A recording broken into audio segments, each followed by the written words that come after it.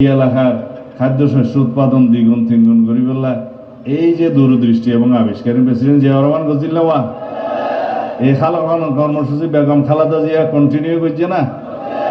তারপরে তেরই সুযোগ উত্তরসূরি বাংলাদেশের মানুষ এবং কৃষকের লইয়ে চিন্তা করতে মানুষ জনাব তারেক রহমান আবার অনর্সার মধ্যে আসছে না। সারা বাংলাদেশত 20,000 কিলোমিটার খাল কাটিবে না, খাদ্যশস্য উৎপাদন করে রপ্তানি হইব না ইনশাআল্লাহ।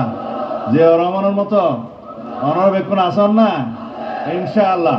মা বোন করল্লা যেমন ফ্যামিলি কার্ড, কৃষক আল্লাহ কৃষক কার্ড, তারপরে অন্যান্য কার্ডের কথা অনরফুন্যন স্বাস্থ্য কার্ড, তারপরে ইমাম মুয়াজ্জিমুল্লাহ কার্ড, ভাতা রাষ্ট্রীয় ভাতা, এরপরে অন্যান্য ক্ষেত্রে সমস্ত জায়গায় একেবারে ডিজিটাল পদ্ধতিতে বাংলাদেশত হনকিয়ার মাধ্যমে ডাইরেক্ট ব্যাংক অ্যাকাউন্টের মধ্যে সেবা ঢুকিব বাহ শুরু হইয়ে না।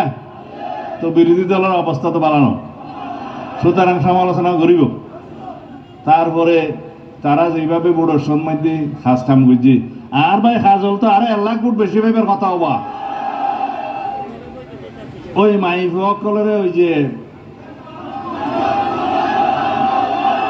টিকেট মিকেট দিয়ে বিভ্রান্ত করছিল ই যাতে আন্ন করে আমরা তুমি যাইয়ের কথা হওয়া উঠবে সমাজত সংগঠন করা ফুরিব, ঘরে ঘরে যা ফুরিব, গণসংযোগ বাড়া ফুরিব, রাস্তার মধ্যে তা ফুরিব, সরকারও তাইলে আলসি হয়ে যাইতে না পারবে।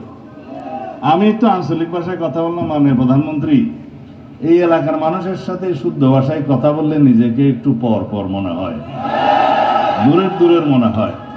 সেজন্য আপনারা সবাই, আমি এখানে বক্তৃতা দিতে আসি নাই, বক্তৃতা দিবে আমাদের নেতা।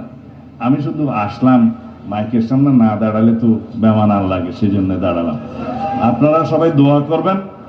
আমরা কক্সবাজারের জন্য, সারা বাংলাদেশের জন্য বৃহত্তর মাস্টার প্ল্যান করে আমাদের নেতা বলেছেন আই হ্যাভ এ প্ল্যান। ওনার একটা প্ল্যান আছে, আমরা কি বলি উই হ্যাভ এ প্ল্যান।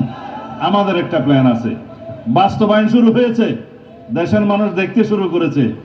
সেটা সরকারে দায়িত্ব গ্রহণ করার পরে, আমরা ক্ষমতা বলি না, দায়িত্ব গ্রহণ করার পরে একে একে এই বুটের কালি মুছে যাওয়ার আগেই বাস্তবায়ন করা শুরু হয়েছে।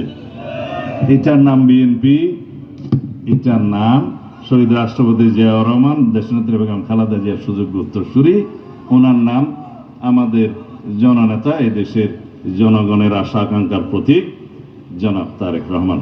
আপনারা সবাই দোয়া করবেন ইনশাআল্লাহ।